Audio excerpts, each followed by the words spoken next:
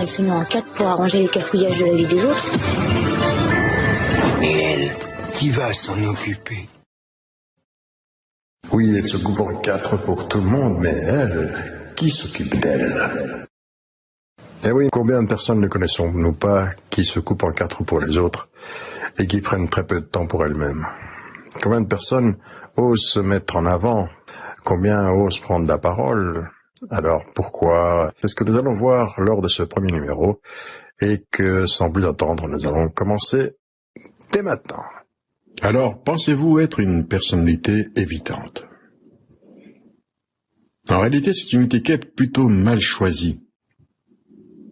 Ce qu'on appelle une personnalité évitante peut être le signe d'une anxiété sociale plus sévère.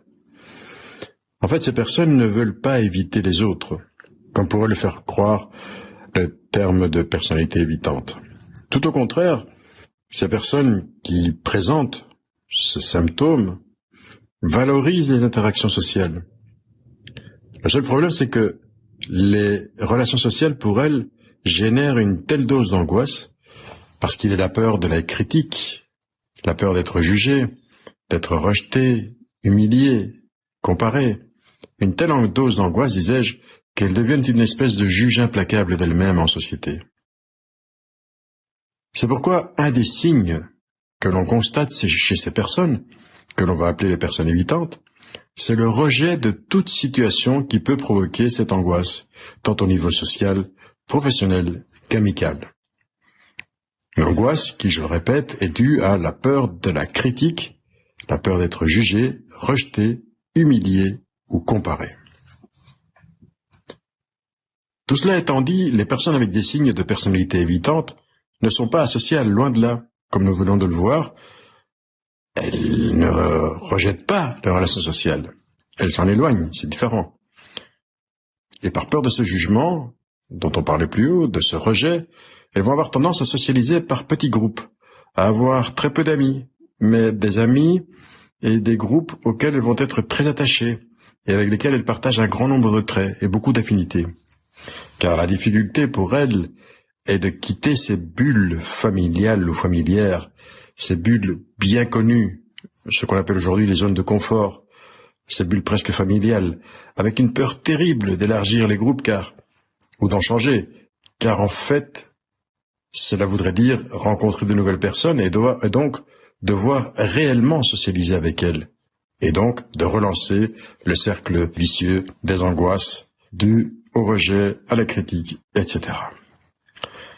Les personnes évitantes ont également tendance à se retenir, à se contrôler, à rester derrière, comme effacées ou tout à fait effacées. Elles auront par exemple beaucoup de difficultés à partager quoi que ce soit d'elles-mêmes, d'intime, et encore moins tout ce qui a trait à leur vie intérieure, à leur sexualité, toujours par peur de cette même angoisse du rejet, du jugement, de la critique, d'être moquées. Et ce qu'elles vont partager ou confier va être très peu de choses, car à cela il faut ajouter la peur de l'humiliation, l'angoisse, la terrible angoisse qui va les tenailler là.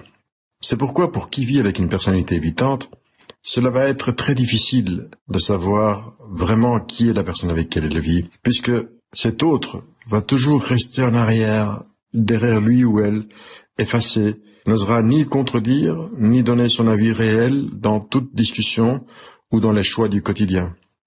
Elles vont beaucoup s'intéresser à l'autre, par contre, et aux autres en général. Mais, il faut le répéter encore une fois, elles vont très peu parler ou partager autour de ce qu'elles-mêmes ressentent, de leurs désirs, de leurs opinions les plus personnelles et les plus intimes. Comme toutes les personnes anxieuses, elles vont avoir tendance à la rumination et à l'anticipation autour du rejet. Donc elles anticipent le rejet. Elles ruminent, c'est-à-dire que ça tourne dans leur tête, elles n'arrêtent pas d'y penser, et elles anticipent le rejet. Imaginez une personnalité évitante sachant qu'elle va devoir participer à une réunion festive, dans une salle de fête, ou au boulot, à une célébration quelconque. Ces personnes vont passer un temps énorme avant la célébration, avant le moment de la célébration ou de la réunion festive, à ruminer et à anticiper comment cela va se passer, ce que les autres vont pouvoir dire, de quelle manière elle va devoir se comporter, s'habiller, et surtout ce qu'elle devra éviter de dire, de faire, etc. Alors, imaginez le moment venu, la peur qui va les tenailler, qui va les faire se comporter exactement, toujours de la même manière. Elles seront toujours sur le qui-vive, toujours sur leur garde, à essayer de ne jamais se sentir loin d'une voie d'issue, d'une porte, pouvoir s'échapper, de tenir toujours le regard des autres sous contrôle, et à se torturer sur le contrôle interne et la retenue constante de leur manière d'être, de leur manière d'agir. Vais-je rougir? Suis-je en train de transpirer? Ma tenue est-elle en accord avec l'événement? Etc., etc., etc. Cette peur d'être ridicule va les rendre très inhibés face à des situations nouvelles d'interaction sociale. Ainsi, on les verra très tranquilles, posées, bien élevées, silencieuses, légèrement en arrière, comme spectatrices de la scène, tout en approuvant constamment par des mots ou des gestes d'approbation, notamment de la tête et des sourires complices. À noter qu'ici aussi, tout comme les personnes anxieuses en général, elles risquent de sombrer dans l'alcool ou les drogues. Et pourquoi? C'est simple, afin de lutter contre cette peur, pour se sentir désinhibé et plus proche de l'environnement social et humain. Pourquoi? C'est très simple aussi, parce que leur tendance profonde est à l'inhibition. Insupportables et anxiogènes seront dès lors toute prise de parole en public, même de chanter ou de porter un toast. En fait, difficulté énorme, impossibilité même de se mettre en avant. Car, dans leur esprit, se mettre en avant signifie se mettre en péril. Et non pas parce qu'elles n'auraient rien à dire ni aucun talent, mais par cette peur terrible qui les tenaille d'être prises pour cible, d'être moquées, critiquées, jugées et donc rejetées. Un autre risque, à part l'alcool, la drogue et le fait de ne jamais être soi-même, finalement, qui est le plus gros de tous, qui découle de ce désordre de personnalité, est moins logique, compte tenu de leur schéma de comportement. À savoir, ces personnes peuvent se mettre en danger. Ce qui paraît étrange, mais c'est un fait. Elles se mettent en danger dans les relations intimes, notamment sexuelles.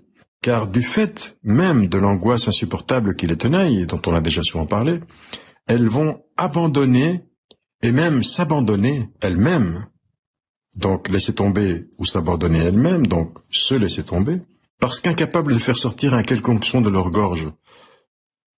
Imaginez une relation intime, même si du plus profond de leur gorge, de leur être, le non s'impose, elles refusent cette situation, elles refusent de passer à l'acte, rien ne va sortir de leur bouche. C'est un silence comme bienveillant qui va pousser l'autre à passer à l'acte, sous prétexte que qui ne dit rien consent.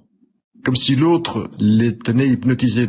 Cet autocontrôle par rapport à elles-mêmes fait qu'elles acceptent.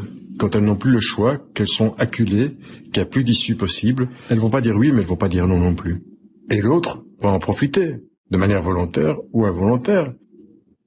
Les relations à risque, par peur de dire non une fois encore, c'est-à-dire d'avoir des relations sans protection, que ce soit pour les hommes ou pour les femmes, sont légion parmi ces personnes. Enfin, un autre risque, moins de l'intégrité et plus par rapport à une espèce d'estime de soi, j'aime pas ce terme, mais je ne sais pas comment l'appeler autrement pour l'instant, va consister à se contenter de ce qui est et de ce que l'on a. Toujours par cette même peur de la critique, du jugement, de la moquerie, du rejet, etc. On va les voir ainsi rarement demander une promotion, une augmentation, refuser un surplus de travail. C'est toujours elles qui vont dire oui, j'accepte de rester jusqu'à 8 heures du soir. On les verra rarement opter pour une situation meilleure et plus adaptée à ce qu'elles, au fond d'elles-mêmes, elles sont. Pourquoi? Parce que ce sont des situations qui vont les obliger encore et encore à plus de contrôle, donc à plus de peur, donc à plus d'angoisse, autant de prises de risques insupportables qui poussent vers l'arrière, reculer, ou le statu quo, l'immobilisme. Conséquence de tout cela, une tendance à rester bloqué à un niveau professionnel, social ou de relation qui ne se correspond en rien avec leur capacité réelle ou leur désir le plus intime, personnel et profond. Vous avez tous déjà vu, et sinon je vous le recommande, le film de Woody Allen, en anglais Play It Again, Sam, où il joue le rôle, comme d'habitude, d'un garçon timide et incapable d'aborder une femme.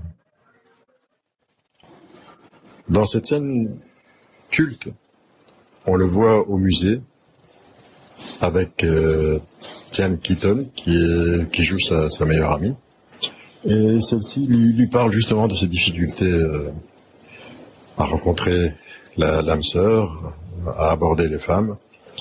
Et il lui dit que oui, que c'est le jour où il trouvera chaussures à son pied, que ça ira très très bien. Et donc justement, en parlant, il voit devant une jeune fille, devant un tableau, et elle lui dit, ah ben regarde celle-là. Il dit, wow, elle est superbe, elle est superbe. Et alors elle le pousse, allez vas-y, va lui parler. Et il dit, moi, bon, et alors il se dirige vers elle, il se met à côté d'elle, timide, raide, et elle regarde le tableau, elle fixe le tableau, elle ne dit rien, et il lui dit, très beau Pollock, n'est-ce pas? Elle lui dit oui. Il rajoute, ça vous inspire quoi? Et c'est là qu'elle part, très lentement, sans cesser de fixer le tableau, sur une tirade philosophique atrocement dépressive, où elle dit que ça lui rappelle l'enfer du monde, leur sœur, que ça lui renvoie toutes les mauvaises ondes, etc. Pendant plus d'1 minute, elle fait toute une tirade là-dessus. Et donc lui, un peu dépité, lui dit sinon, qu'est-ce que vous faites samedi? Et elle, toujours sans quitter le tableau du regard, lui dit samedi, je me suicide. C'est à quoi il répond, sans trop changer d'attitude, et vendredi alors, ça vous irait?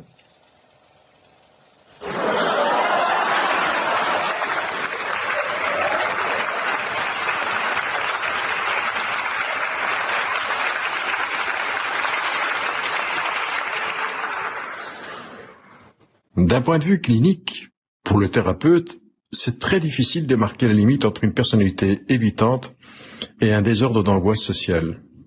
Et pour tout dire, en fait, cela n'a pas beaucoup d'importance puisque l'approche reste la même.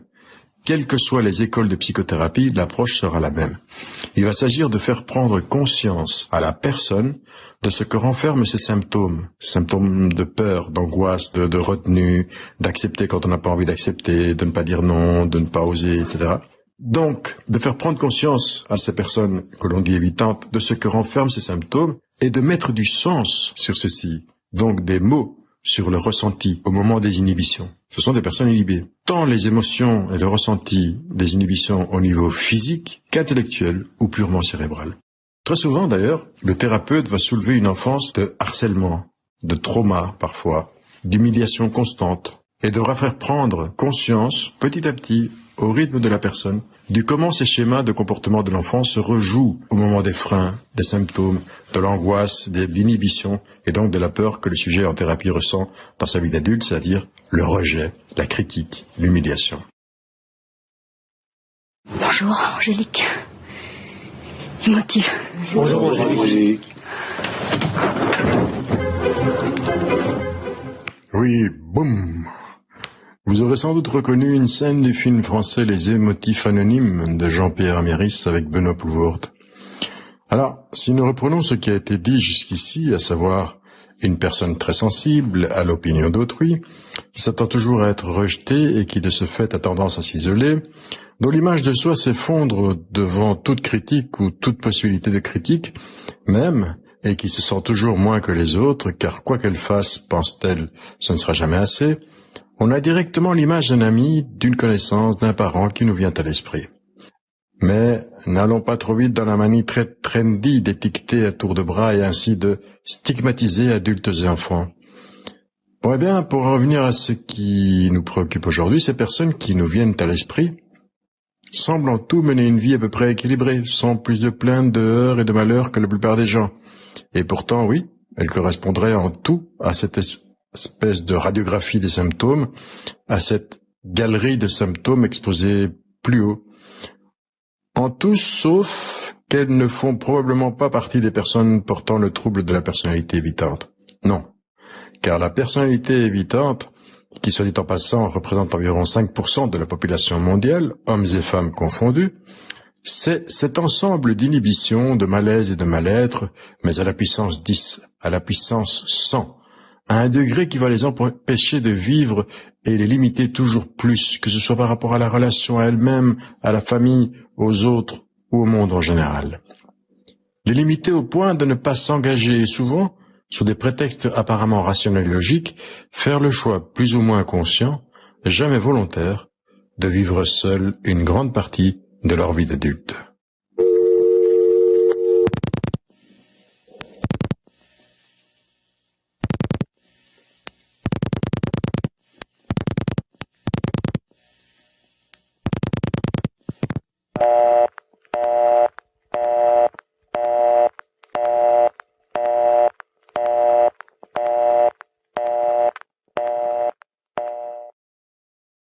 Changeons de perspective et mettons-nous à la place de l'entourage.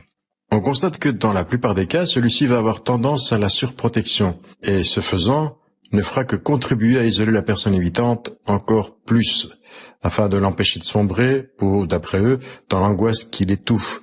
Il provoque de la tachycardie et déclenche plus souvent qu'à son tour des crises de panique absolument effrayantes pour la personne elle-même, mais aussi pour tous ceux qui y assistent et savent rarement comment réagir, comment les aider, comment les accompagner.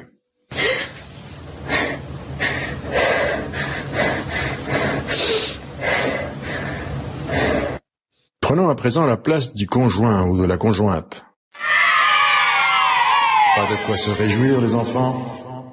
Pas facile de vivre avec une personne qui n'est jamais sûre ni d'elle-même, ni des autres, et encore moins de son engagement dans la relation.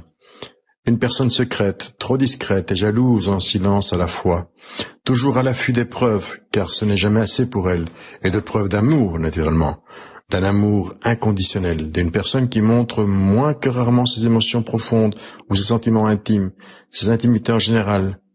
Pas facile, non. En fait, elles sont dans l'attente d'une compréhension comme télépathique de la part de l'autre, à qui elles demandent de prendre seules les rênes de la relation. Une relation pour les rassurer, et sur laquelle elle s'appuie plutôt que de l'alimenter, prenant ainsi la place de l'enfant dans une relation adulte-enfant.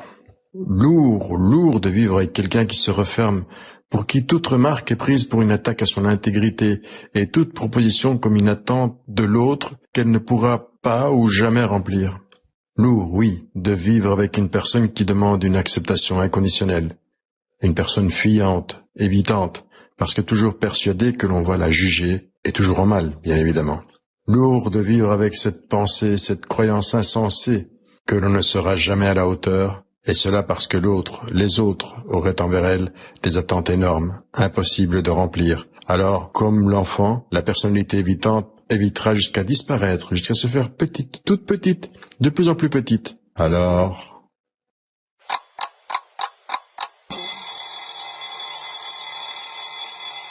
Oui, d'accord. Quelles en seraient les origines des causes? Voilà ce que l'on peut en dire au moment où j'enregistre ce podcast et surtout ce que je peux en déduire de ma propre expérience clinique en tant que psychothérapeute. Sachez qu'en 2022, une des seules choses sur lesquelles il y a unanimité chez tous les psys, c'est que ces troubles apparaissent dans la petite enfance. En réalité, ils sont présents dans cette petite enfance, ce qui ne veut pas dire que tous ces petits bouts seront des personnalités évitantes à l'âge adulte. Ce seront effectivement des enfants timides, réservés, aimant la solitude et ne s'ennuyant apparemment jamais.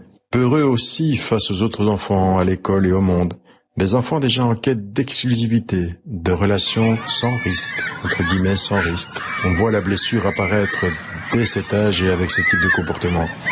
À la cour de récréation, ils préféreront rester seuls ou avec un ou deux de leurs meilleurs amis, tout aussi sérieux qu'eux d'ailleurs, alors que les autres enfants jouent et vivent leur enfance et grandissent affectivement au contact des autres qui sont comme des miroirs. Et en parlant de miroirs, le premier miroir que va avoir l'enfant, tout enfant, ce sera le regard des parents et avant tout de la mère. Durant toute la petite enfance, c'est ça, le miroir qui le reflète. L'enfant veut être aimé et ne craint rien plus que le rejet. Alors il va faire sien, introjecter, ce qu'il interprète des réactions de ses éducateurs. Et pour peu que l'on soit fragilisé, je préfère fragiliser que fragile, parce que cela renvoierait à une cause génétique à laquelle je ne donne que très peu de crédit. Pour peu qu'il soit fragilisé, par exemple, par un manque de parole, par exemple par des parents déjà eux-mêmes évitants et angoissés face aux autres et au monde, par exemple par un manque de récompense et de gestes positifs qui viendraient renforcer ses comportements autonomes et intimes, et tout au contraire, une demande de trop, un trop d'exigence, sois comme un tel, sois comme ton oncle, comme ton frère, comme ta sœur, sois un élève dont nous puissions être fiers. Ne te mélange pas à ceux-là qui jouent dans la rue car ils ne sont pas comme nous. Et puis ce serait la honte. Sous-entendu, la honte pour toi, pour nous et pour toute la lignée dont tu es responsable du dernier maillon. Alors, même s'il aimerait plus que tout se laisser aller, la petite voix intérieure de l'inconscient lui dira ou lui fera frère ce qu'on lui a dit de faire et par quoi il était récompensé, à savoir de rester à l'écart, de toujours se montrer digne, d'être grand et responsable, de défendre l'honneur de la famille, d'être le meilleur en tout, ou de n'être rien du tout, d'être rejeté, car pour l'enfant, risquer de perdre l'amour des piliers que sont les parents, risquer leur rejet représente l'angoisse ultime. Sans eux, le monde s'écroule, la vie disparaît, et il n'est plus. C'est du moins ainsi qu'il va l'interpréter dans sa petite tête d'enfant. Alors, que peuvent peser ces petites souffrances, ces petits renoncements, ces fuites forcées face à l'angoisse sans nom, équivalente de fin du monde, qu'est le rejet? Les mécanismes qui se mettent en place à ce moment s'accompagnent de deux mécanismes de défense principalement. D'un côté, le déni du désir propre, qui fait croire que ce que l'on fait n'est pas dicté par la toute-puissance du désir de l'autre, qui n'est que la parole des parents interprétée et assimilée, et de l'autre, la projection de jugement propre sur les autres. Par exemple, je dis qu'ils n'aimeraient pas jouer avec moi parce que je projette ma propre idée qui est que je ne dois pas aimer jouer avec eux. Par exemple, l'extérieur et les autres sont différents devient « je suis différent ». La question de la place est ici plus qu'importante et le thérapeute averti aura à cœur de questionner subtilement sur la place dans la fratrie et au-delà dans la famille en général. Quelles étaient les demandes ? Quelle ambiance, etc. De même pour la question du « comme il faut ». Un enfant comme il faut, ça voudrait dire quoi? Il faut quoi? Et pourquoi il faut? Qu'est-ce qui se cache derrière ces dires conscients? Enfin, dernier aspect, dans un premier survol bien entendu, que le psy devra aider le patient ou la patiente à approfondir la colère, l'agressivité, car tout sujet a forcément des moments de révolte, de colère et d'agressivité. Alors, qu'en font ces personnes? Qu'en ont-elles toujours fait, qui se répète aujourd'hui à l'âge adulte? Comment se manifeste-t-elle cette colère, même s'il se manifeste en creux? Comment? Eh bien, nous voilà tout doucement arrivés au terme de ce premier numéro du podcast après le numéro d'introduction générale. J'espère que vous tenez toujours le coup et que tout cela vous aura éclairé, aidé dans votre travail si vous êtes professionnel de la santé, ou au moins appris quelque chose de manière pas trop chiante. Merde, j'ai dit chiante. Non, ne me rejetez pas tout de suite, attendez d'écouter les épisodes suivants et avant, au moins à la fin de celui-ci, sur des conclusions quant aux causes et à la thérapeutique des personnes atteintes de troubles de la personnalité évitante, non? Une ou deux bonnes inspirations profondes, et voilà, c'est déjà beaucoup mieux. On y va. Alors, s'il est difficile de poser un diagnostic, manie dont je ne suis pas très partisan, faut-il le répéter, du fait de la proximité de ce trouble avec la phobie sociale, l'angoisse généralisée, l'agoraphobie et le syndrome d'abandon, entre autres. Cela l'est d'autant plus que ces personnes ne mettent pas en avant leur comportement de fuite, d'évitement, d'inhibition, de recherche d'exclusivité, etc. et consultent, quand elles le font, pour des raisons qu'elles croient autres. Timidité, crise d'angoisse ou de panique, dépression endogène, problèmes de couple ou problèmes sexuels. La liste est longue. Ce ne sera qu'au moment de l'anamnèse, en français, au moment où l'on mettra du lien entre les différents symptômes et les dires que les patients apportent pour en tirer une espèce de feuille de route pour certains et une sorte de cahier des charges pour d'autres en fonction des écoles des différents thérapeutes. Ce ne sera donc qu'au moment de l'anamnèse que l'on découvrira l'histoire personnelle du sujet en consultation et du chemin qui l'a mené là où il dit se trouver. Un chemin qui, soit dit en passant, ne pouvait pas ne pas le mener ou l'amener là. Nous sommes le fruit de ce qui nous a nourris, de ce que nous avons été, de ce que nous avons vécu, digéré, assimilé, interprété, déformé, accepté pour argent comptant. La manière dont on a appris à se défendre de l'angoisse ultime, contre l'angoisse ultime avec de petites angoisses, et que l'on répète et répète et répète depuis de nombreuses années, encore et encore. Tout le travail thérapeutique doit faire en sorte que ce ne soit pas le psy seul qui découvre l'histoire du sujet, mais que le sujet la redécouvre et se l'approprie enfin, qu'il s'approprie enfin sa propre histoire pour qu'à partir de là, il puisse vivre dans le réel de son désir véritable, un désir vidé des parasites des impératifs inconscients. Enfin, concernant l'attitude à avoir Attention à bien respecter le rythme de chacun des patients. Attention aux interprétations trop rapides et sauvages. Attention aussi à ne pas rester trop rigide ou dans une position de supériorité, car les personnes évitantes vont revivre en cabinet, comme tous les sujets qui viennent en thérapie d'ailleurs. Elles vont avoir tendance, je disais, à revivre en cabinet et avec le ou la thérapeute ce qu'ils mettent en jeu à l'extérieur, dans le monde réel, depuis des années. Thérapeutes à qui elles vont demander d'être uniques, en quelque sorte, et de les voir comme uniques aussi, de les aimer d'un amour inconditionnel, de se sentir acceptées et comme et pour ce qu'elles sont, et sans jugement, ni critique. C'est beaucoup, vous me direz. Pas forcément, mais tout de même. Et c'est une des raisons d'ailleurs pour lesquelles la personnalité évitante va rarement consulter. L'autre raison étant qu'elle redoute plus que tout la perte de cette vieille carapace qui les protège et qui pourtant leur pèse au point de les écraser. Et quand elles le font, ce pas, et qu'elles prennent rendez-vous, il est rare qu'elles mènent le travail thérapeutique jusqu'au bout, c'est-à-dire jusqu'à la rencontre avec leur désir, leur véritable désir. Voilà. J'espère que c'est un peu plus clair. Et pour aujourd'hui, nous allons en rester là. Merci d'avoir écouté. À bientôt.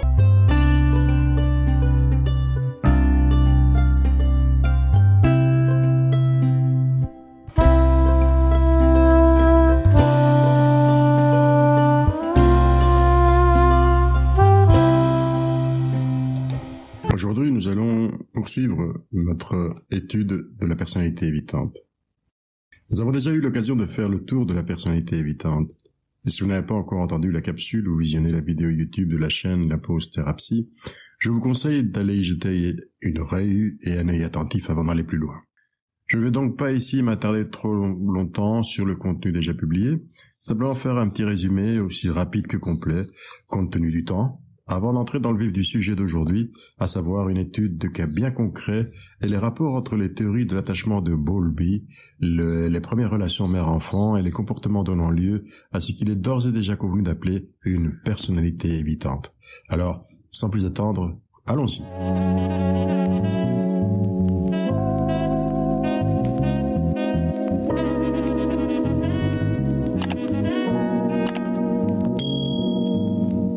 Bonjour et bienvenue dans ce nouveau petit voyage au cœur de la psychologie de la vie quotidienne.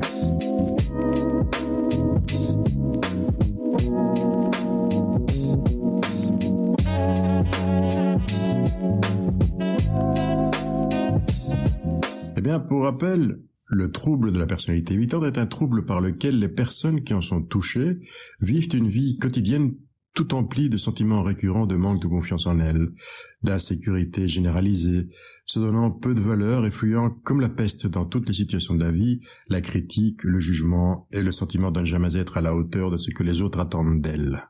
Du fait de ces sentiments d'angoisse constante et de l'espèce d'imposture dans laquelle ces personnes ne peuvent pas ne pas se mouvoir ou se croire, elles qui aimeraient par-dessus tout jouir de relations profondes, d'une vie sociale active, avoir des amis fidèles et une vie de couple aussi riche que possible, la personnalité évitante les pousse à éviter toute une série de circonstances sociales, relationnelles et émotionnelles dont elles se sentent comme amputées. Tout cela va créer une inadéquation entre le ressenti, le désir et le vécu, avec, je le répète, la peur terrifiante de l'abandon, du jugement, de la critique, de ne jamais pouvoir être à la hauteur de ce que les autres attendent, et donc, indirectement, de ne pas valoir la peine, ni que l'on s'intéresse à elles, ni qu'on les aime comme elles aimeraient être aimées. Tout ce qui va pousser d'ailleurs l'évitant ou l'évitante à se couper de toute une énorme partie de l'existence normale, en s'isolant, en limitant ses interactions au minimum, en n'osant jamais réellement être soi-même, en jouant une espèce de caméléon social et relationnel, et ne s'impliquant que tant que le danger de la critique, du jugement et du rejet sont encore ressentis comme suffisamment éloignés. Que l'angoisse se rapproche, et la personnalité évitante s'isole, et alors elle se braquera, se culpabilisera, s'angoissera et déprimera. Car sa pensée dédictive va renforcer l'organisation inconsciente de ce processus. Souvent très intelligentes, ces personnes sont les championnes, et il y en a d'autres bien évidemment, les championnes de l'anticipation. Tout prévoir, tout anticiper, pour répondre aux attentes supposées des autres, pour éviter la souffrance de l'échec, de la critique, en fait, du jugement et du risque de rejet que tout cela peut entraîner pour elles. Ainsi, ces personnes penseront: Si je n'ai pas d'amis, c'est que je ne suis pas intéressant. Si personne ne peut m'aimer, c'est que je ne suis pas digne d'amour. Si au boulot je ne joue que les seconds rôles, soit être que je n'ai pas de grande valeur. Si je n'arrive pas à savoir comment me comporter correctement, comme tout le monde, dans les relations affectives, c'est que je dois avoir un quelconque défaut, etc., etc., etc. Voilà en synthèse. Mais d'un point de vue purement psychanalytique, comment ces personnalités en arrivent à ce stade réellement pathologique et hautement handicapant? Voyons donc un exemple concret, car un exemple vaut souvent mieux que 1000 paroles. Alors, sans transition, allons-y. Monsieur Leroux m'avait contacté par mail. Une demande de rendez-vous des plus courtes, simples et sans fioritures, presque sèche, mais extrêmement polie. Lors de la première rencontre, ce jeune homme de 25 ans avait vraiment le physique de son mail. Normal sous tout rapport, rien en lui ne dépassait. Correct, forcé dans les gestes, voulant faire au mieux et sans aucune fioriture. Sa demande était simple aussi. Je viens vous voir parce que je ne sais pas comment entrer en relation avec les autres. Je ne sais pas comment on fait. Comment on se fait des amis, comment on les garde, comment aborder une jeune femme, que lui dire d'autre que des banalités et le laisser parler. Comment pouvoir me faire remarquer dans l'emploi où je me retrouve crotonné, isolé au fond du bureau, protégé des regards par mes ordis et les piles de dossiers qui s'amoncellent, même si d'après ma chef d'équipe, mon rôle est le plus important après le sien, même si j'ai du mal à la croire d'ailleurs. N'empêche, je suis hyper perfectionniste et je préfère ne rien faire plutôt que de mal faire, et puis je ne sais pas dire non, ni aux figures d'autorité, ni à personne d'ailleurs. Au boulot, je fais des heures sup, impayées, je travaille les dimanches parce que ma responsable me dit qu'elle a vraiment besoin de moi et que je suis sa personne de confiance, ce que j'ai aussi du mal à croire. Mais n'empêche, j'accepte, je ne sais pas dire non. Pendant de longues semaines, Monsieur Leroux a tenté de respecter la règle de base de la relation thérapeutique de type psychanalytique. Je dis tenter car on le voyait suer pour se souvenir de 2 ou 3 anecdotes, presque toujours les mêmes, qui enveloppaient un discours plat, correct, et tout était mesuré. Chaque mot pesé et tous les gestes calculés, cherchant constamment l'approbation ou la désapprobation dans mes gestes ou dans mon regard. Tout a donc tourné pendant de longues semaines autour de ces relations aux colocataires avec lesquels il partageait un petit appartement presque toujours plein d'amis et d'amis de leurs amis. Et il me disait d'ailleurs qu'il aurait aimé pouvoir boire ou fumer de la drogue pour pouvoir se laisser aller et participer à la fête. Autour de ces relations intercolocataires, et aussi de plus en plus prépondérant, arrivait la question qui l'obnubilait, la question de trouver une femme. Et il disait, trouver une femme, j'ai l'âge d'avoir une petite copine, mais je ne sais pas comment faire. Je m'inscris sur des applications de rencontres et dès le premier rendez-vous, je ne les revois plus car je dois sentir mauvais ou quelque chose comme ça. Autrement, à part ça, je vais bien. Et vous? Toujours cette recherche d'approbation, de sympathie de ma part. Plus que le silence, c'est la neutralité bienveillante qui semble éveiller en lui de mauvais souvenirs et mettre en branle les mécanismes de l'angoisse et de défense.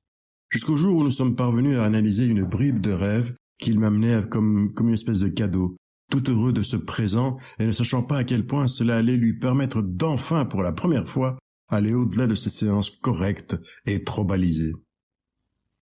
Grâce aux associations que je relançais, il a commencé à parler de son adolescence, de son enfance, de ses rapports avec ses amis du village, de l'attitude de ses parents avec lui en général et puis de ses notes scolaires en particulier.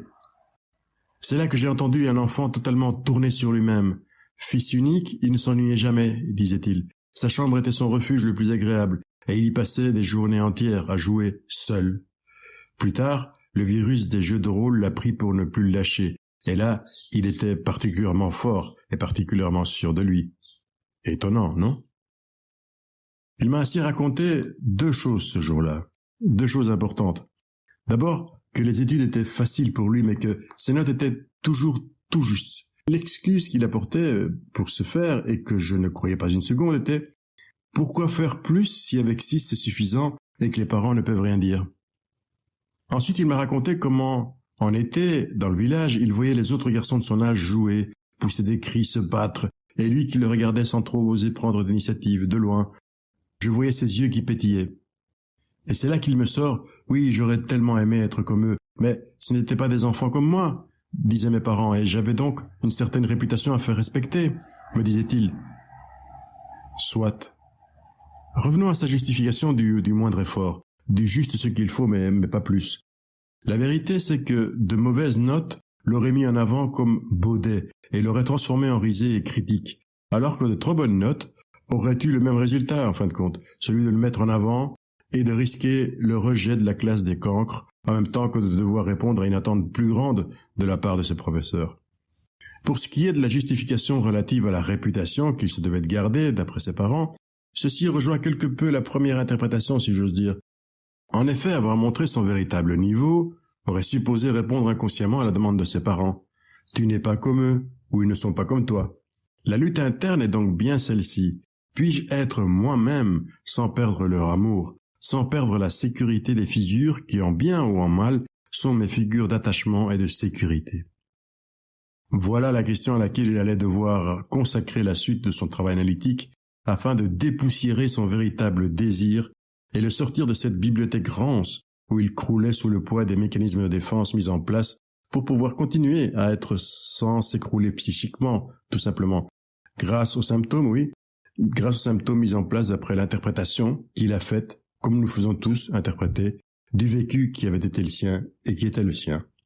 Alors, sans entrer dans plus de détails, je dirais que s'il s'en est bien sorti et qu'au-delà des couches de névrose et de symptômes travaillés, la mise en place de cette organisation de conduite d'évitement, cette personnalité évitante, qui cherche avant tout à éviter de ne pas répondre aux attentes des autres, de ne pas pouvoir les rendre heureux, ou leur éviter d'être plus malheureux encore, s'est produite bien plus tôt, dès les premiers mois de sa vie, dès son arrivée au monde peut-être, sans doute, puisque nous ne venons pas au monde par hasard. Il est le désir en positif ou en négatif des parents qui déjà nous fantasme avant même notre naissance, la culture dans laquelle nous allons baigner, et puis tous les aléas de l'existence qui viennent couronner le tout et faire de nous ce que nous sommes.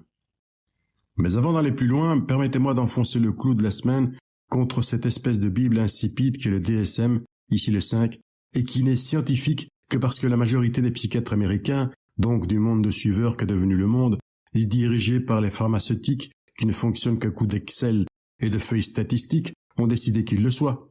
En soi, ce n'est pas plus scientifique que ce que les tenants de ce manuel considèrent comme non scientifique, c'est-à-dire tout le reste. Et je ne vais prendre qu'un seul exemple, celui qu'il martèle à longueur de pages et de chapitres, et qui dit « Les troubles n'apparaissent que vers la fin de l'adolescence ou le début de l'âge adulte ». Ouais.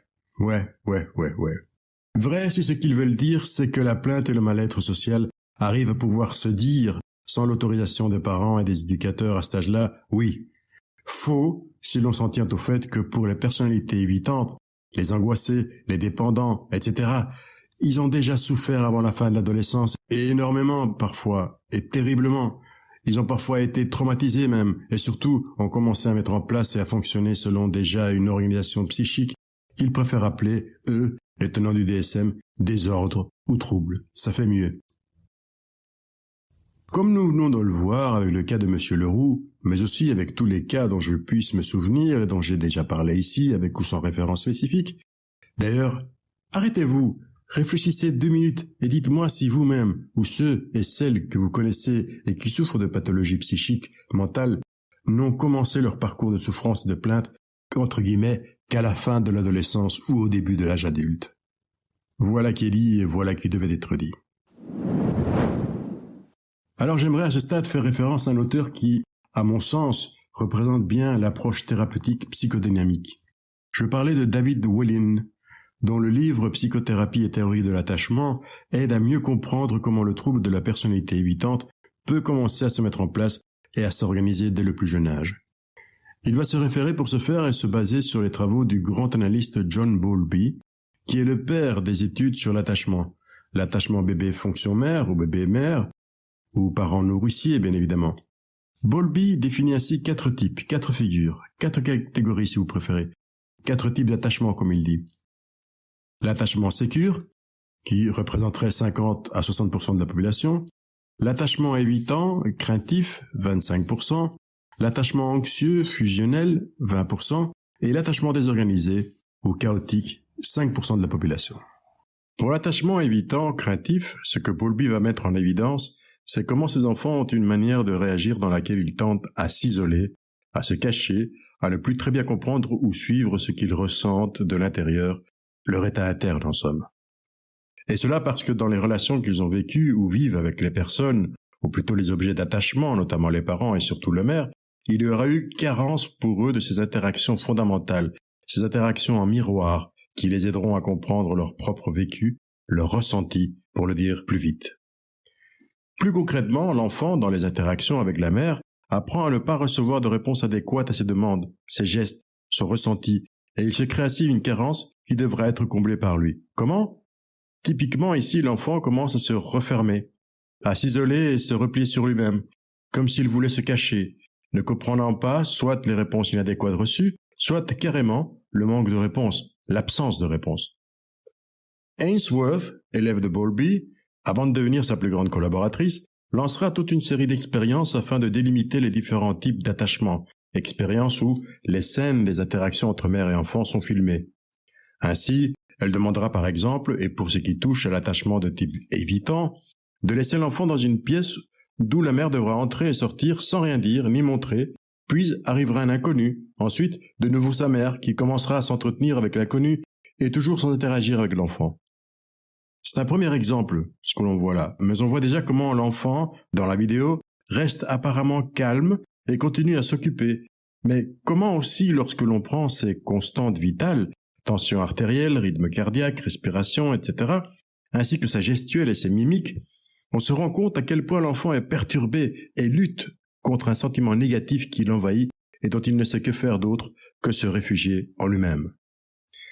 Ces résultats confirmeront ce que Bowlby avait déjà découvert et il insistera dès lors dans l'explication de l'importance de ces interactions, liens, attachements pour le futur du sujet, pour la personne arrivée à l'âge adulte.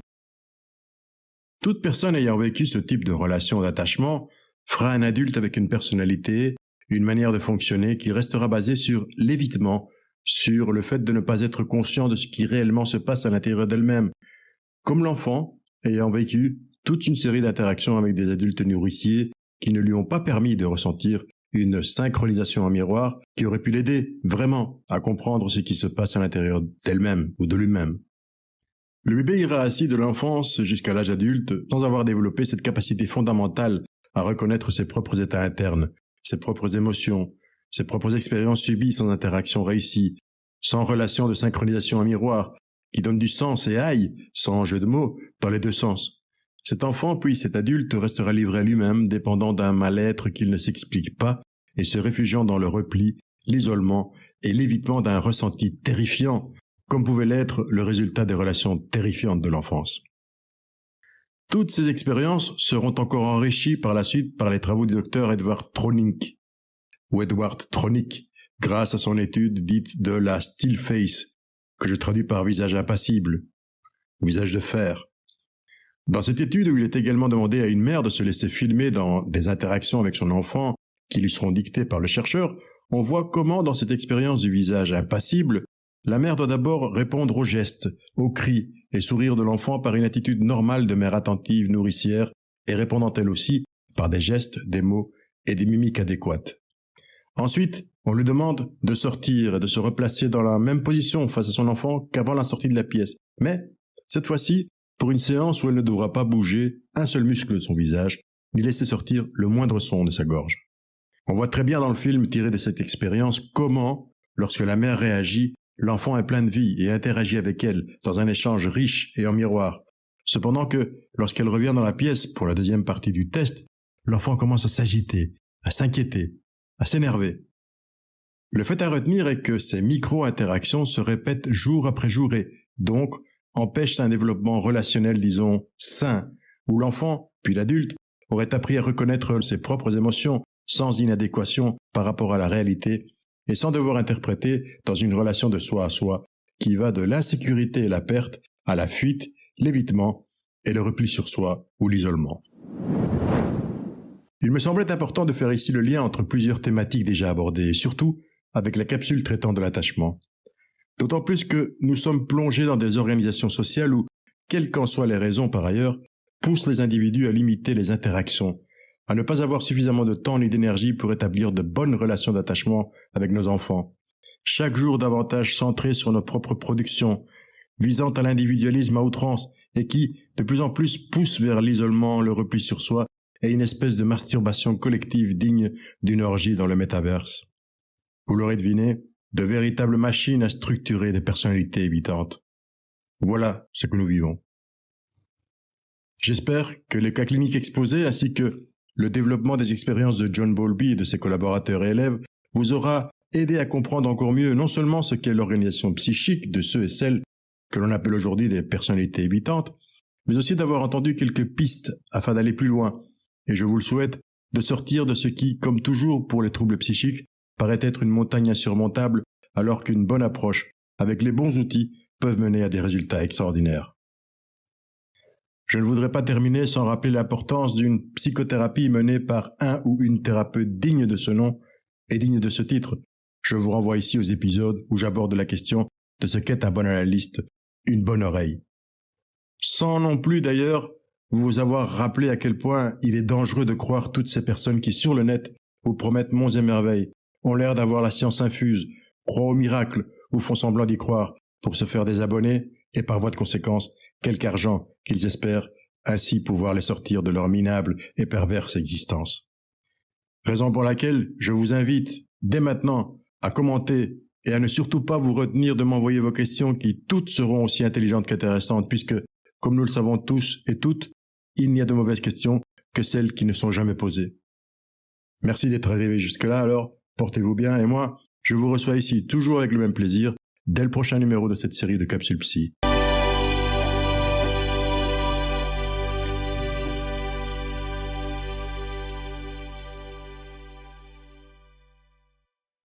Bonjour. L'épisode d'aujourd'hui m'a été suggéré par une personne membre de la chaîne et membre du site aussi. Une personne dont je vais taire le nom et le genre afin de garder son intimité, même si, j'en suis sûr, elle se reconnaîtra. Cette personne m'écrivait il y a quelques jours, il me semble que la personnalité évitante et la personne en carence d'estime de soi sont souvent attirées l'une par l'autre. J'aimerais beaucoup que vous approfondissiez le sujet pour les auteurs de la chaîne. Fin de citation. J'ai trouvé la proposition si intéressante que je me décide enfin à en faire un podcast, car persuadé que je suis que les débuts de réponse que je vais avancer ici sont susceptibles d'aider un grand nombre de personnes, indépendamment si elles sont évitantes ou pas, au manque d'estime de soi ou pas. C'est mon souhait le plus cher d'ailleurs. Alors, sans plus attendre, entrons directement dans le vif du sujet.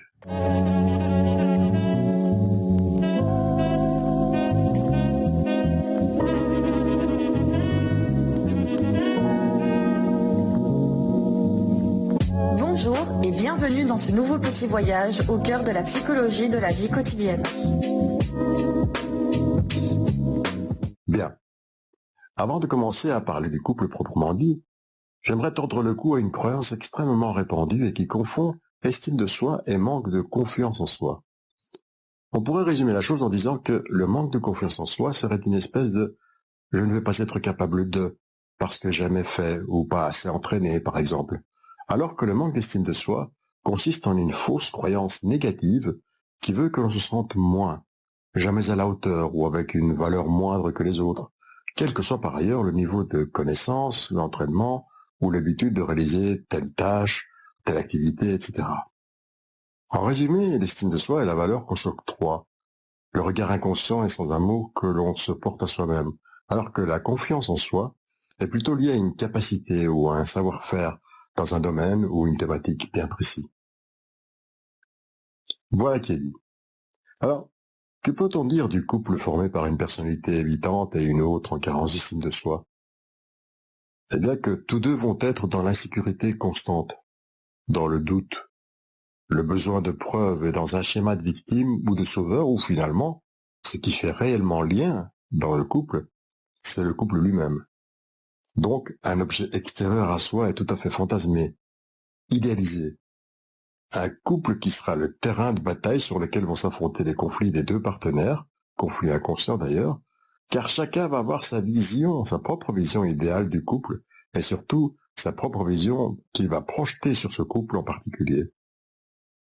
L'évitant va avoir besoin d'une grande intimité, ou en d'autres termes de très peu de proximité, et cela par peur de la critique et du rejet, de l'abandon. Or, la personne avec une faible estime de soi a souvent vécu des épisodes d'abandon réels, traumatiques ou ressentis comme tels, d'où que, de son côté, Elle recherchera plutôt la proximité et l'ouverture. L'on comprend dès lors que le couple ne peut tenir bien longtemps dans cette lutte inconsciente que vont se livrer des deux manières d'avoir peur de l'abandon, car tous les deux vont avoir peur de l'abandon. L'un en quête de fusion, et l'autre en recherche constante de fuir tout ce qui pourrait être source de critique, de jugement et donc de rejet, ce qui le pousse vers l'évitement et très précisément le repli. D'autant plus que plus l'on va tenter de demander à l'évitant des preuves, des changements, des réassurances, et plus il va sentir l'angoisse monter et sa peur le pousser vers la fuite. De l'autre côté, plus l'autre se montre fuyant et comme absent, plus cela va raviver la vieille blessure de l'abandon réel ou ressenti comme tel, je le répète, chez l'autre, qui va lui sombrer dans ses mécanismes de défense qui sont en général de tout faire pour ramener l'autre à la vie, auprès de soi, au sens figuré du terme, et donc alimenter l'angoisse d'une solitude synonyme de culpabilité, car les enfants imaginent qu'ils auraient pu faire autre chose ou mieux pour retrouver le parent perdu, ou pire, ne pas avoir fait ce qu'ils croient être à l'origine de la perte ou du manque. Je le répète une fois de plus, ici, on ne peut combler un vide intérieur avec un objet extérieur, fût-il le couple, puisque nous parlons de couple, et le couple idéal même. Alors, mettons-nous à la place de la personne à carence d'estime de soi face à un ou une partenaire ayant la personnalité ou souffrant du trouble de la personnalité évitante. Si la première a vécu des épisodes d'abandon ou de perte réelle dans l'enfance, décès de parents, abandon pur et simple, etc., toute sa manière de se structurer son psychisme va tourner depuis lors autour du comment continuer à vivre, avec quel masque qui puisse lui permettre d'éviter la culpabilité en même temps que le manque et le sentiment, qui est le comble de la douleur, de ne pas exister, de ne pas avoir le droit d'exister, de devoir prouver sans cesse et toujours que l'autre a des raisons pour le ou la maintenir en vie, entre guillemets en vie. De là les rôles, les masques de sauveur, sauveuse, de père ou de mère idéale, toujours à vouloir materner l'autre, que l'on soit homme ou femme, ou de recherche incessante d'une perfection qui ne sera jamais suffisamment parfaite. Autant de stratégies visant à éloigner le sentiment de solitude, de pas de valeur et de mort finalement. Autant de manières de chercher la proximité, le regard amoureux, désirant, et l'épreuve d'amour typique encore une fois des abandonniques. À quoi il faut ajouter, et j'insiste sur l'importance de ce point qui va bien au-delà de l'épisode d'aujourd'hui et touche l'ensemble des êtres humains, eh bien oui, à cela il faut ajouter qu'il existe une problématique anxiogène en chacun de nous, et terriblement anxiogène d'ailleurs, qui est que, venu au monde dans une dépendance totale et absolue, l'être humain évolue vers une mort que tous et toutes, sauf aliénés peut-être, nous savons devoir être. Et c'est pourquoi tout être humain, en dehors de toute considération psychopathologique, cherche d'abord et avant tout ce sentiment de sécurité qui de fait est un impossible. Mais un impossible moteur de désir, un impossible moteur d'un désir qui nous pousse à continuer de l'avant, qui nous pousse à exister en tant qu'être. Vous comprendrez, pour revenir à notre couple d'évitants, évitantes, avec partenaire en carence d'estime de soi, que le scénario d'angoisse réciproque mis en avant de manière plus ou moins consciente, eh bien que tout cela tourne en rond, et que l'évitant va ressentir ces mouvements de recherche d'amour et de réassurance comme autant de danger par rapport à sa propre angoisse. Le couple est donc destiné à l'impasse. À l'impasse ou à une souffrance partagée et consentie, pourquoi pas? Ce n'est pas à moi, ni au thérapeute, quel qu'il soit d'ailleurs, de vouloir absolument aider à recoller les morceaux, comme je le vois trop souvent par des conseils, des astuces. Si vous ne voulez plus souffrir, et sans jeu de mots, fuyez. Fuyez dans un premier temps, et puis surtout, commencez un travail sur vous-même, sur le sens de vos symptômes, ce que j'appelais les masques ou les rôles, qui vous pourrissent l'existence à l'un et à l'autre. Et puis, si vous désirez maintenir le couple malgré tout, libre à vous, en étant conscient des conséquences, et d'abord, sans que cela ne vous empêche d'entreprendre ce même travail sur vous-même, les deux partenaires, et non pas un travail sur le couple qui, finalement, n'est toujours qu'un idéal fantasmé et idéalisé en fonction de ce que l'on est et de ce qu'on en a été et qui a fait que nous sommes comme nous sommes aujourd'hui, d'autant plus que, comme nous l'avons vu, le couple est ici le véritable champ de bataille où s'affrontent les deux conflits inconscients. Car toute relation amoureuse est la rencontre entre deux blessures qui se complètent et enrichissent mutuellement. Pas les blessures, bien sûr, mais l'équilibre. L'équilibre étant toujours à trouver, à gagner. Il n'y a rien d'éternel, rien d'acquis, de définitif, ni de stable dans l'amour et donc dans le couple. Et il ne peut y avoir de couple équilibré qui ne rajoute pas un surplus de souffrance à la souffrance inconsciente déjà présente, mais en paraphrasant François Zolto, un couple qui ne rajoute pas de l'angoisse, un plus d'angoisse à la douleur d'un quotidien et d'un monde qui en génère déjà suffisamment comme cela. D'autant plus que cette recherche très humaine de sécurité dont je parlais plus haut vient de la main d'un mécanisme psychique de projection qui consiste à projeter vers l'extérieur, vers les autres ou vers des autres, ce qu'en nous ne supportons pas. Un peu comme les enfants qui voient des fantômes la nuit, fantômes qui ne sont pas autre chose que leurs propres angoisses, leurs propres désirs ressentis comme dangereux et qui ressurgissent ainsi dans le réel du moment qu'ils vivent. Pas de couple possible, disais-je, pas d'amour, sans partenaire adulte. Adulte psychiquement, à savoir psychiquement équilibré et conscient, et de ce qu'ils engagent et de ce qui s'engage dans la relation. Pas de couple sans sujet conscient qui accepte sans souffrance les aléas et les désirs ou les demandes de l'autre, ou les réprouve d'ailleurs et rejette, mais avec des mots, en osant le dire, en sachant le dire, et ainsi laisser tomber toute frustration et permettre une période de deuil qui ne dure dans le fond toute la vie. Pour le reste, à vous de voir, à vous et à vous seul. Je vous souhaite tout le bonheur du monde et surtout de vous battre pour y accéder. De vous battre pour y accéder en travaillant dur, courageusement, parce que il faut être courageux pour entreprendre un travail sur soi, en travaillant courageusement sur les blessures reliquats d'un passé, aux blessures non encore cicatrisées et qui saignent apparemment encore. Alors, portez-vous bien et moi, je vous retrouve avec toujours autant de plaisir lors du prochain épisode.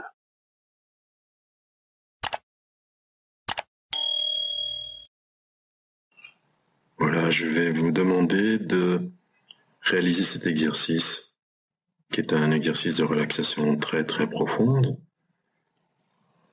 qui se rapproche de l'hypnose. En fait, c'est le même état mental. Et c'est un exercice d'auto-hypnose que je vais vous demander de réaliser une fois par jour, si possible, de manière à ce que votre inconscient récupère les ressources qui sont en lui, car votre inconscient sait ce qu'il a à faire, et il possède toutes les ressources. Et donc, si vous faites cet exercice, dans l'auto-hypnose, il y a l'idée aussi que c'est vous qui êtes active, et donc, il faut que vous fassiez cet exercice en y croyant et en y mettant la volonté d'aller mieux, de vous sentir de mieux en mieux, de plus en plus proche de ce que vous avez envie de vivre, de la manière dont que vous avez de vouloir ressentir ce que vous vivez. Alors je vais vous demander soit de vous mettre en position assise, comme pour la relaxation, le dos bien appuyé contre le dossier de la chaise ou du fauteuil, soit d'être allongé, et de fixer un point qui se trouve en face de vous, n'importe lequel. Ça peut être aussi simplement votre main, là, sur vos cuisses. Et vous regardez ce point comme s'il n'y avait que ce point qui existait. Comme s'il n'y avait rien d'autre. Vous le regardez.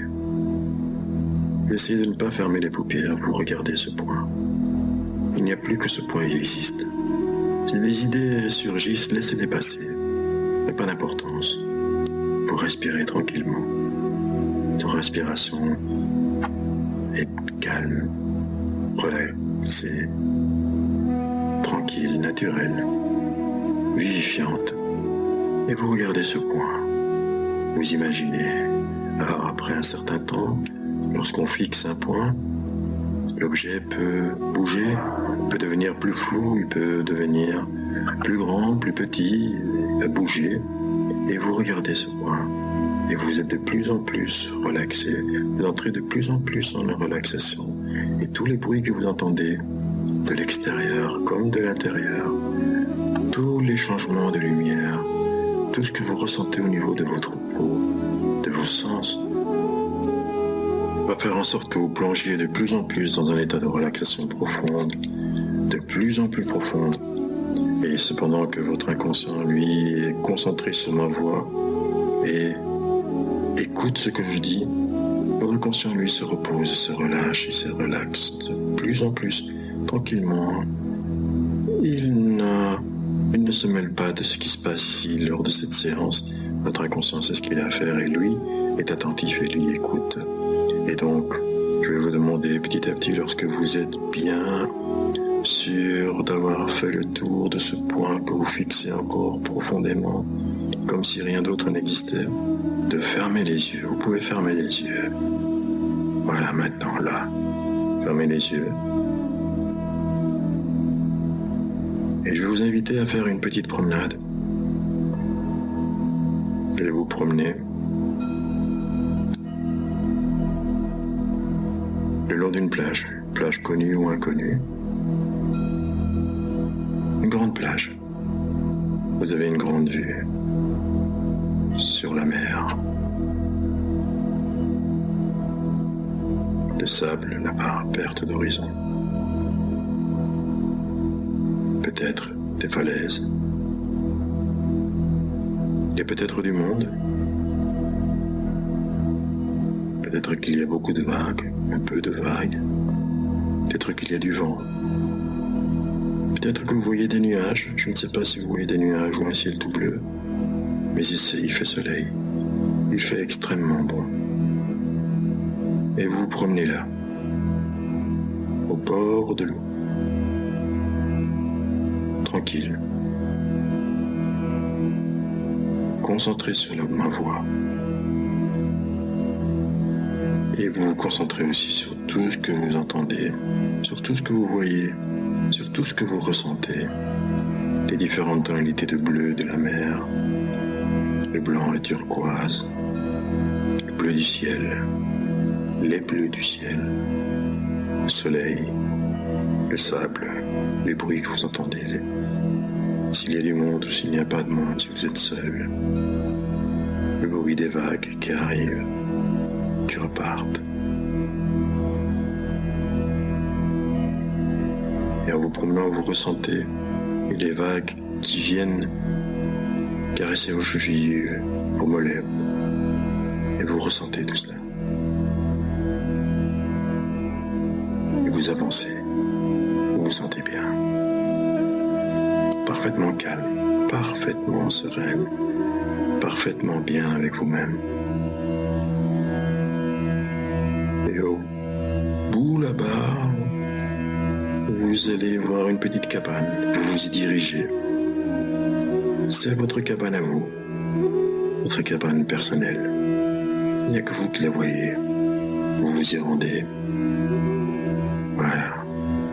Vous entrez. Et là, il y a un fauteuil qui vous attend, c'est votre fauteuil. Et face à ce fauteuil, il y a un écran géant, une télévision écran géant. Vous avez la télécommande. C'est votre télévision avec votre télécommande. Vous vous asseyez et vous allumez. Et là, vous êtes assise.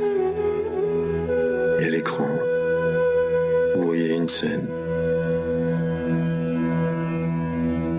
Une scène où vous voyez quelqu'un qui est vous. Vous vous voyez là dans l'écran. Parfaitement bien, sans pression. Sans le besoin de devoir plaire à tout le monde, par peur d'être jugé. Parfaitement sûr de vos connaissances, de vos aptitudes, et de votre énergie. Et dans cette scène, où vous revoyez la plage aussi, vous ressentez ce que vous ressentiez lorsque vous étiez dans la plage. Vous voyez cette fille qui est vous, en fait, et qui là se comporte comme cela, comme quelqu'un qui a relâché la pression, qui ne cherche plus la perfection, qui n'a plus besoin de plaire à tout le monde par peur d'être jugé.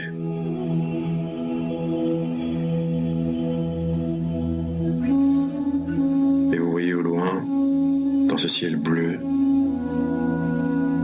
quelques nuages noirs qui s'en vont, qui s'éloignent. Ils sont là-bas derrière vous, vous ne les voyez même à peine, vous ne les voyez presque plus, ils vont disparaître. C'est peut-être ces nuages qui étaient lourds apparemment, ils avaient l'air d'être lourds, et qui étaient cette ombre qui vous empêchait peut-être d'avancer comme vous le désiriez et qui vous donnait l'impression d'être souvent dépassé, ou peut-être pas souvent, mais de temps en temps dépassé par les événements.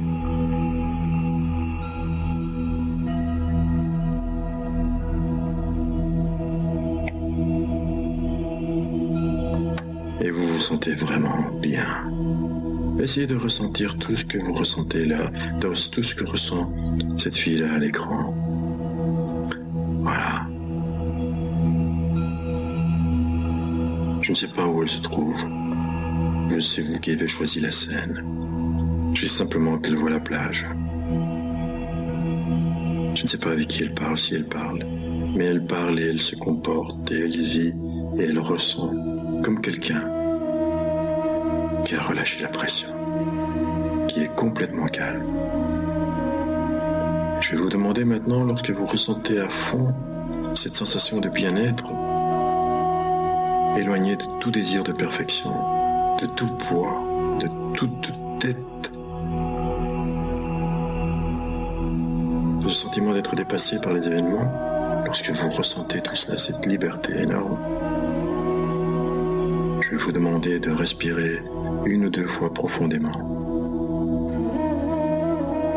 et de vous revoir assise devant l'écran, en train de regarder cette fille qui est vous dans cet écran géant. Maintenant vous êtes assise devant l'écran. Je vais vous demander de vous lever, de faire comme si vous vous leviez, de vous imaginer en train de vous lever et de rentrer dans l'écran géant. Vous rentrez dans l'écran géant et tout d'un coup vous ne voyez plus cette fille. Voilà, vous entrez, vous êtes cette fille et vous vivez ce que cette fille vit. Voilà, vous êtes elle.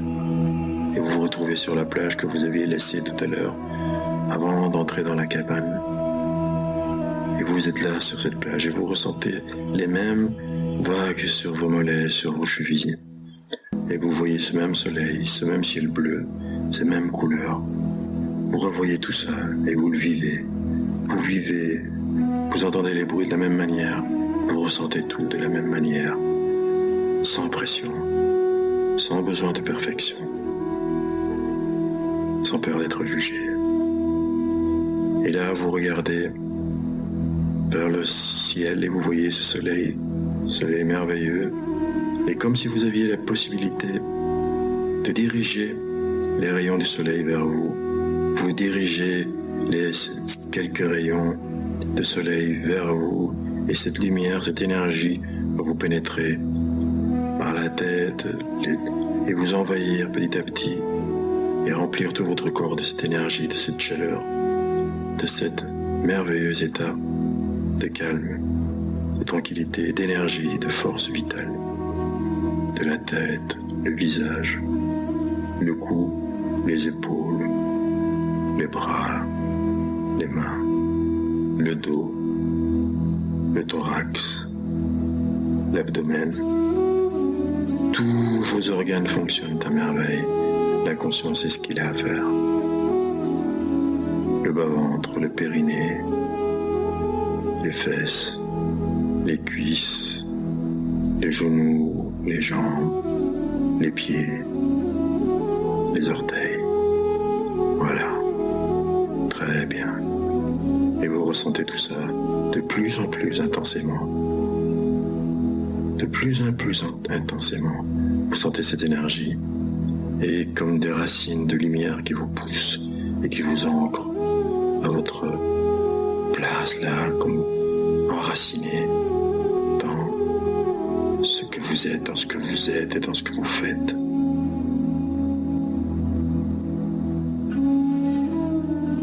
Et lorsque vous avez bien assimilé, vous avez bien ressenti tout ce qu'il y avait à ressentir, je vais vous demander de prendre une ou deux inspirations profondes, car il va maintenant falloir petit à petit sortir de cet état d'induction hypnotique.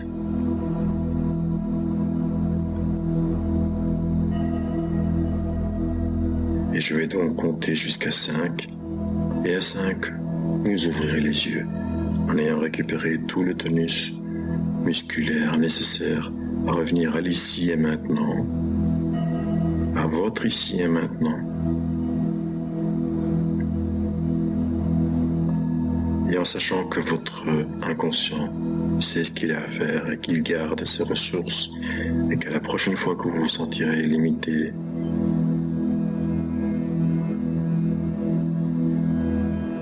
ou lourde,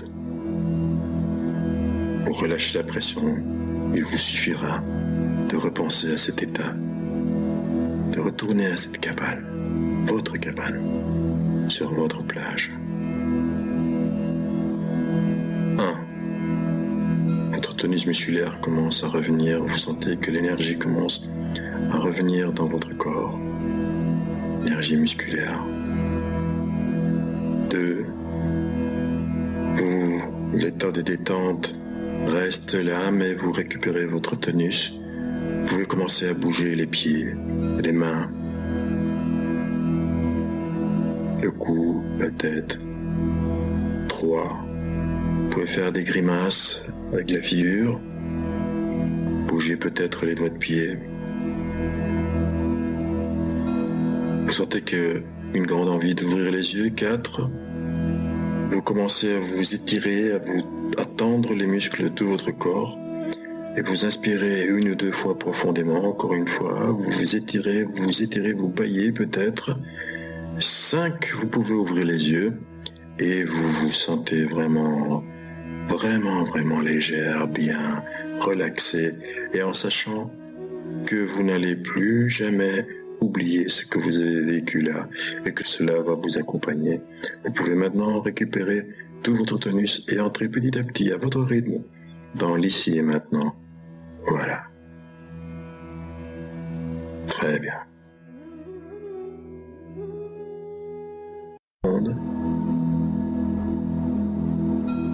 Car il va maintenant falloir petit à petit sortir de cet état d'induction hypnotique.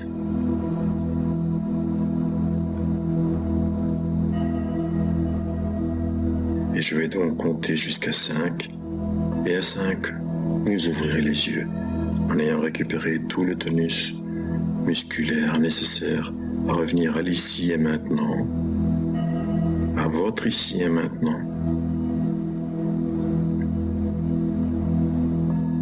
Et en sachant que votre inconscient sait ce qu'il a à faire et qu'il garde ses ressources et qu'à la prochaine fois que vous vous sentirez limité,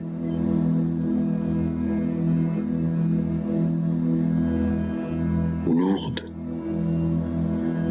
pour relâcher la pression, il vous suffira de repenser à cet état, de retourner à cette cabane, votre cabane, sur votre plage. 1. Votre tonus musculaire commence à revenir, vous sentez que l'énergie commence à revenir dans votre corps, énergie musculaire. 2. L'état de détente reste là, mais vous récupérez votre tonus. Vous pouvez commencer à bouger les pieds, les mains, le cou, la tête. 3. Vous pouvez faire des grimaces avec la figure. Bougez peut-être les doigts de pied. Vous sentez une grande envie d'ouvrir les yeux. 4. Vous commencez à vous étirer, à tendre les muscles de votre corps. Et vous inspirez 1 ou 2 fois profondément, encore une fois. Vous vous étirez, vous baillez peut-être. 5, vous pouvez ouvrir les yeux. Et vous vous sentez vraiment légère, bien relaxée. Et en sachant que vous n'allez plus jamais oublier ce que vous avez vécu là et que cela va vous accompagner. Vous pouvez maintenant récupérer tout votre tonus et entrer petit à petit à votre rythme dans l'ici et maintenant. Voilà. Très bien.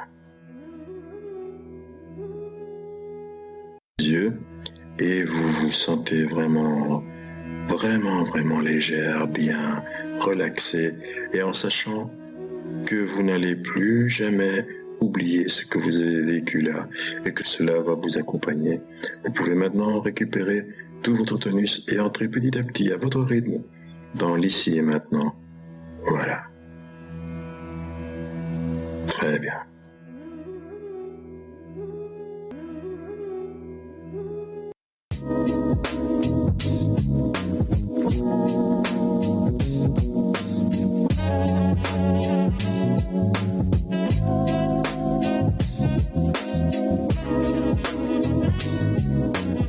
On va en rester là pour aujourd'hui. N'oubliez pas d'aimer si vous avez apprécié, de vous abonner à la chaîne et de partager cette capsule sans modération. À très bientôt!